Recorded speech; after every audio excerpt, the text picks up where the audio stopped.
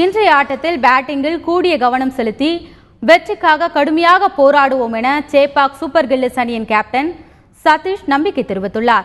Tamil Nadu premier league 20 over cricket போட்டி 5வது league ஆட்டத்தில் இன்று சேப்பாக் சூப்பர் கில்லிஸும் காரைக்குடி காளை அணியும் மோதுகின்றன. இந்த போட்டி திண்டுக்கல் மாவட்டம் நத்தத்தில் நடைபெறுகிறது. சேப்பாக் சூப்பர் கில்லிஸ் அணி தனது முதல் ஆட்டத்தில் தூத்துக்குடி பேட்ரியாஸிடம் தோல்வியடைந்தது. இதேபோல் காரைக்குடி காளை அணி திருவள்ளூர் வீரன்ஸிடம் வெற்றியை பறிகொடுத்தது. இந்த நிலையில் இரு அணிகளும் தற்போது முதல் வெற்றியை பெறும் முனைப்புடன் களமிறங்குவதால் இன்றைய ஆட்டத்தில் விறுவிறுப்புக்கு பஞ்சம் இருக்காது. இதனிடையே நத்த மைதானத்தை பார்வையிட்ட பிறகு தந்தி டிவிக்கு பேட்டியளித்த சேப்பாக் சூப்பர் கில்லிஸ் அணியின் கேப்டன் சதீஷ், நத்தம் ஆடுகளம் மிகவும் நேர்த்தியாக இருப்பதாக கூறினார்.